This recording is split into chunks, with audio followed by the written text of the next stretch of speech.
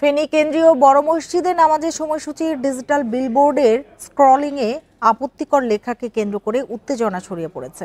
এ ঘটনায় জড়িত সন্দেহে স্থানীয় ছাত্র জনতা একজনকে আটক করে পুলিশে দিয়েছেন।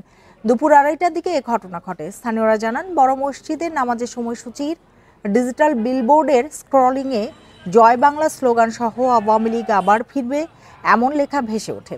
এ সময় স্থানীয় রাজনৈতিক নেতাকর্মী ও ছাত্র জনতা বড় মসজিদের সামনে অবস্থান নেন।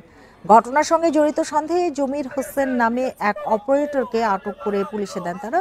পুলিশ জানিয়েছে, এই ঘটনার সঙ্গে জড়িতদের তদন্ত করে আইনের আওতায় আনা হবে।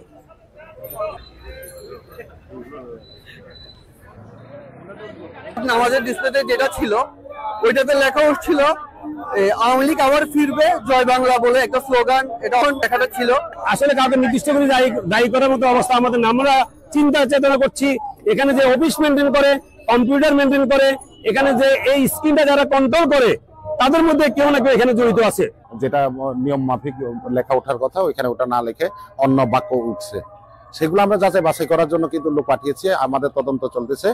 আর এখানে আমরা চাই যে মূলত শান্তি শৃঙ্খলা, এবং যদি কারোর কোনো উদ্দেশ্য প্রণীত কোনো খারাপ উদ্দেশ্য থাকে তারা অবশ্যই কোনো কিছু আইনের আওতায় আসবে।